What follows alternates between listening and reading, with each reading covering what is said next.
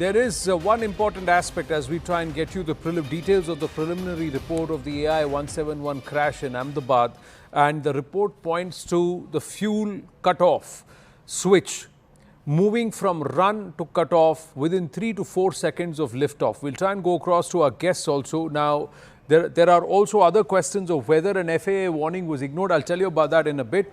But let's try and understand this entire fuel control switch system. Now, moving a fuel control switch from run to cutoff in flight would cause the fuel supply to stop flowing to the associated engine. This is what will happen.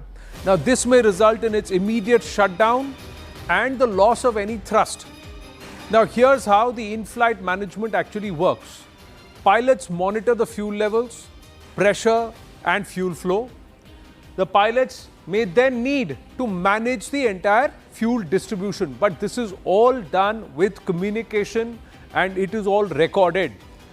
Alerts and warnings are generated for fuel-related issues, which are then acted upon by the pilots. So these are some of the aspects, and let's try and understand the fuel control switch again. How does a fuel control switch look and how there are safety precautions even in the fuel control? If you can just call out those graphics again and then put it here on the screen. The fuel control switch, let's try and understand this. Now the 787's two-position fuel control switches, run and cutoff, are used on the for the takeoff and landing maneuvers and also to power the flight. The metal lock, let's try and just stay on this picture if we can. Let's look at this carefully, viewers. This is the fuel control switch. There are two positions, run and cutoff. What's important? That there is a lock mechanism here. You've got to unlock this before you got to move this. You see this? When this lock is here, this switch cannot move up. So this has to be manually flipped for this to go up. The same case here for the other engine. You see this ring here. You got to flip this for this to move, because otherwise it drops here and it stops this from coming up, so that accidentally also the hand doesn't push this up. The other thing is there are brackets on both sides. What do these brackets do? The brackets also say when you're moving your hand across controls, it doesn't touch the switch. So there are dual safety mechanisms, and what many pilots and experts say is these two are not connected to any computer, nothing. This switch may be electronically, but this is a manual lock. It's a small lock like this. It's a small thing which just stops. It's a restrainer. And this has to be flipped by the pilots, one of the pilots. So this is what is important, and then here is the bracket. So that's why that many are saying now, based on what is written in the preliminary report, that less of a sabotage and more of what actually happened inside the cockpit.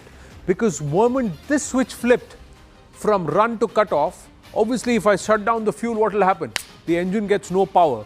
If it doesn't power, it decelerates. If it decelerates, there is no thrust. And this is happening within 3 seconds of liftoff.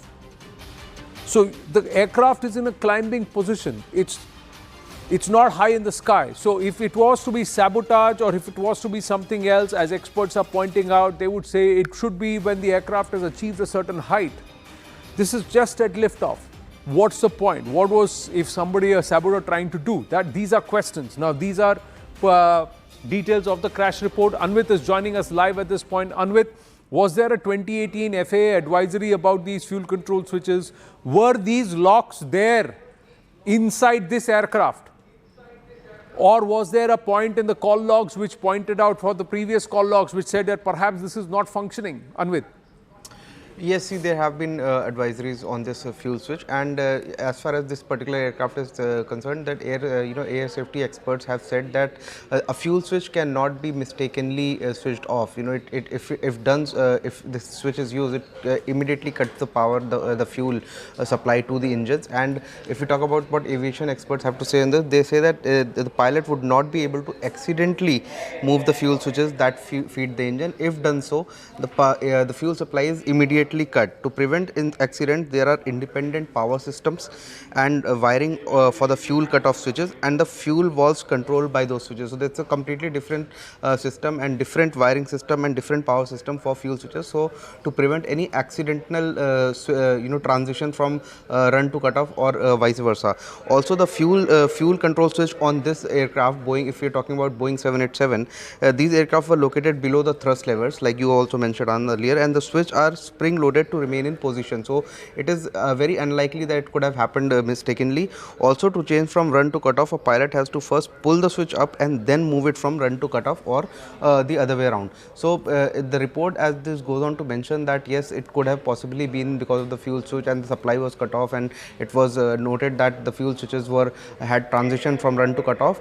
Another important point is that the RAT deployment, because we see that as soon as the aircraft had taken off, the CCTV footage, which also the report goes on to mention that RAT had been already deployed. So was it at the time of takeoff that RAT has been deployed? Because this report does not go on to mention. Also, the experts have not been able to conclude that could there be a possibility that if the fuel switch had already transitioned when the flight was on ground or was rolling on the runway, then would there be enough fuel for the plane to take off to reach that altitude of 650 feet or not? So that is one thing that needs to be concluded on, that whether there was as much fuel available already even after the transitioning, the switch transitioning to cutoff, for allowing the plane to reach that altitude, or there was some other reasons involved. Also human intervention and mechanical intervention is being looked at, which also have not been concluded. So preliminary findings suggest that there was a power outage or fuel outage in the engines, and engines had lost power, but concluding remarks have not been made. Only preliminary findings have been given in this report. Right. So now in this case, preliminary findings have been given. If was there anything in the flight log that this aircraft took? Because there is a separate flight log which happens, and there are observations that are being made when the prior flight actually came into Ahmedabad from completing its previous leg. Is there anything that points to some issues which perhaps were not seen as very clearly important or technical, but they needed to be done, especially with the fuel control switches? Were the switches functioning properly, the lock mechanisms, and also the safety measures? There was nothing off with it. Is there any mention of this? Do we have any information there, Anvit? Yes, see, the report goes on to mention a lot of pre-flight checks. They have mentioned that the flight, all the precautions were taken, all the parameters were checked before the flight took off. If I could read out them in detail, it goes on to say, not only talking about that the pilots had adequate period of rest, the crew was fit to fly, but it also goes on to say that the takeoff was allowed within allowable limits. It also goes on to say that the taxi clearance was given by the ATC, and it says clearly that the takeoff clearance was issued and the aircraft had started rolling after due completion of process. It says that immediately after the aircraft had achieved maximum record speed of 180 knots also. So these are the data that had been retrieved from the FDR, and based on these findings and the retrieval of data, experts have reached this conclusion that immediately after thereafter the engine 1 and 2, immediately after the takeoff, fuel cutoff switches transition from run to cutoff. So these are the conclusions that the investigators have reached, and they have also gone on to say that engine N1 and N2 began to decrease from their takeoff values as the fuel supply to engine was cut off. But if we talk about the pre-flight checks, including the call log, including the maintenance log, they have been found to be adequate at this stage of investigation. However, there are many other data that have been retrieved, and that still analysis of that is still underway.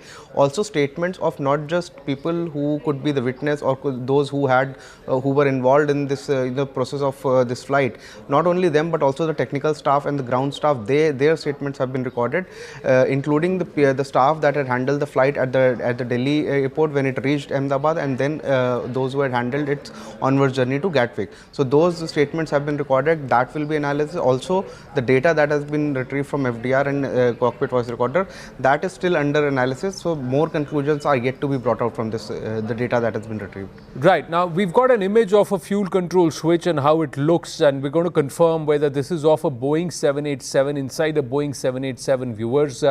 If you look at the fuel control switch and the levers, the next picture, yeah, Now, this is the Boeing 787 fuel control. Now, there are small lock mechanisms. There are no brackets. So, every aircraft has a different design in terms of the cockpit and how the levers are. So let's try and understand this. This is the cutoff, and there is a run at the top. There are brackets on the side. You see the brackets on the side? There are brackets on the side, and at the bottom, if you see, there are those small resistors which have to be moved before you drop it down. So it's not possible that it would just drop down on its own, and especially when the pre-flight check showed that everything was all right. So now was there a slip between the cup and the lip? That's the question. What happened? And what are the other conversations the two pilots had in the cockpit voice recording? Because only 2 lines have come out so far. Mayday, mayday, mayday towards the end at around 8:09. And then before that, why did you switch it off, cut off the fuel? The other person says, I did not cut off the fuel.